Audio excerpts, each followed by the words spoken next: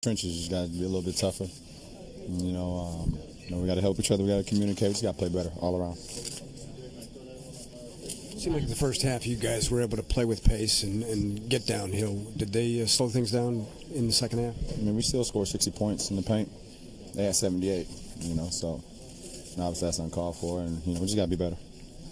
After last night's game, of course, you said it's a two-game losing streak. We'll have something to talk about at 3. We got to be better. Is that something you guys have to talk after tonight's game? No, we got to be better. No ifs, ands, or buts. We got to play better all facets of the game, offensively, defensively, and everything in between. Showdown, just you and Dwayne going back and forth and hitting big shots against each other. Is that you embrace things like that going against a guy like him?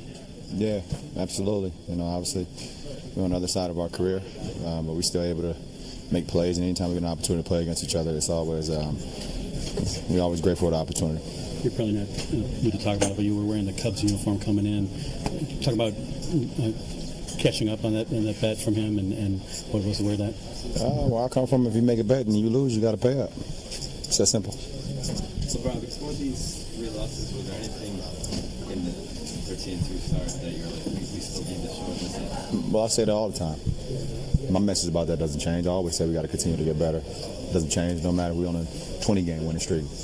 We got to, stay with the process and get better every day, so that never change. And my message is always the same. Dwayne said yesterday that... Dwayne said before the game yesterday that this is special for him every time he plays against you. It's not a cliche. It's not just another game. It's more. Do you feel that way when you play against him, that it's more, it's not just another game? Absolutely. We both drafted in the same year. Both had franchises we had to try to, put on our back, and we was able to do that and be successful. And then we teamed up and was successful once again, and we're trying to do it again. So, like I said, it's always special. What's the difference that you noticed Dwayne making with this Bulls team? I don't know. Ex-coach Hoiberg. It's not my expertise. I talked earlier this week about complacency. We spent a lot of time last year, early on the season, saying we don't want anything, we don't have any reason. Do you feel like you're back in that spot right now of being a little bit complacent? You got to get out of the honeymoon stage. That's our headline for tomorrow. I know y'all gonna use it. How do you do that? How you do that? You got to play the game the right way. You got to battle every night like we ain't won nothing. Last year was last year, and after ring night, it's over with. So now it's a new season, and everybody's gunning for us every night. And we have to understand that. So honeymoon stage is over. It's time to play some real ball and be physical, and especially in the trenches. Giving up 78 points is ridiculous. You got to man up, everybody. No free throws for you tonight, LeBron? What you saying? I'm sorry? What you saying? I'm asking you. You solid? You solid? There's a reason for what? Was there a reason for you not getting to the line? I got to the paint. I hit some jump shots. I didn't get to the line. What are you looking for? Kyrie, you guys' defense giving up points in the paint was a problem again tonight. If it was identified earlier in the week, where do you think things went wrong tonight? Probably just a little miscommunications, some miscues going down the stretch. Guys, kind of not leaving their mans and being available for weak side help. I mean, they made some tough there tonight, but for us, we just got to get better protecting the paint and that interior defense, making guys play within that in-between area outside the perimeter. Kyrie, there was kind of a saying last year that you guys were at your best when your backs were up. If there was controversy or whatnot, does a 3-game losing streak with the defending champs, does that qualify as controversial or something that demands a response? Well, yeah, absolutely. I mean, you want to try to win every single game. So coming out, not necessarily we don't want to drop during a row, but it's happened. And now we figure out where we can get better, things that we need to correct, and we move forward. Obviously, all of us are competitive players. We're winners. And, going forward, we just got to be better. But it's no need for controversy or any of that, us overthinking it.